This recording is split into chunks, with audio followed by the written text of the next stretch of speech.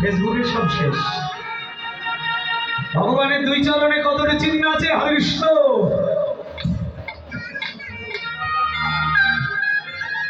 হ্যাঁ, 19টি চিহ্ন আছে দুই চরণে, 19টি চিহ্ন আছে।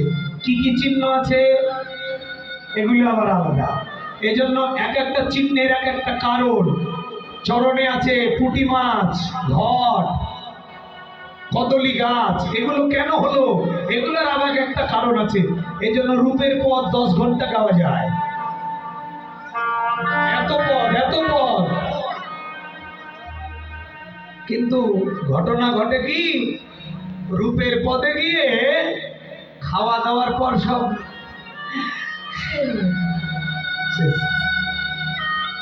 চলে যায় বাড়ি। যে দুই একজন থাকে এরা কেউ হাইমানি ঝিমানি আর ঘুম।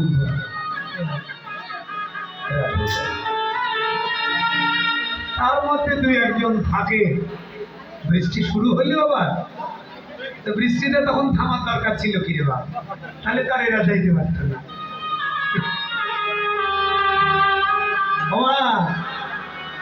শুনবেন, আর তো যেতে পারবেন না, বৃষ্টিটা থামলে ছেড়ে দেবো, কেমন?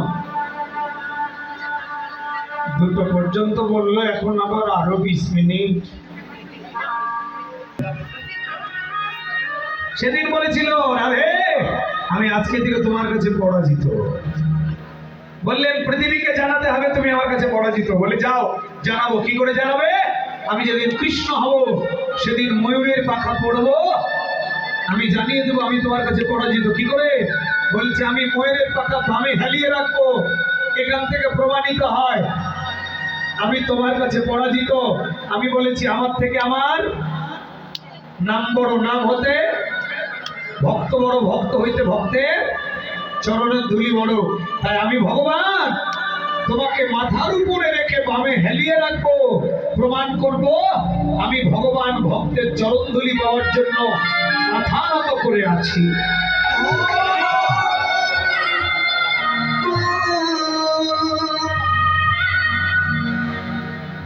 বেঁধেছে বিনোদ চূড়া নবগুঞ্জ দিয়ে হরিষ্ঠ। নব মানে নতুন, নব মানে 9টি গুঞ্জ দিয়ে এটা বেঁধেছিল। কয়টা গুঞ্জ?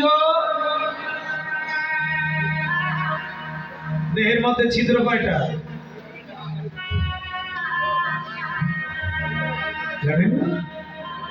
9টা। দেহের ছিদ্র কয়টা? 9টা। 2টো নাক, 2টো চোখ, গুনে নেবেন, 9টা ছিদ্র আছে। এদিকে দেখান শ্রীমদ ভগবত গীতা, এদিকে দেখান, আমাদের দেখান। শ্রীমদ ভগবত গীতার অধ্যায় কতটি? 9। যুদ্ধ হয়েছিল কতদিন? 9। তাহলে গীতায়ও 9, মহাভারতেও 9। দেহের মধ্যে মোকাম কতটি? 18টি। এখানেও 9, 18টি পুরাণ, এখানেও 9, 18। নববিধা ভক্তি, এখানেও 9। আপনারা রাসমঞ্চে পাবেন 9ম ছিদ্রের বাঁশির বর্ণনা। এটা আমার বলার অধিকার নেই, এই জন্য আমি বললাম না। যেহেতু যিনি রাস করবেন উনি 9ম ছিদ্রের ব্যাখ্যা দেবেন, কোন ছিদ্রে কাকে ডেকেছিল এটা রাসমঞ্চ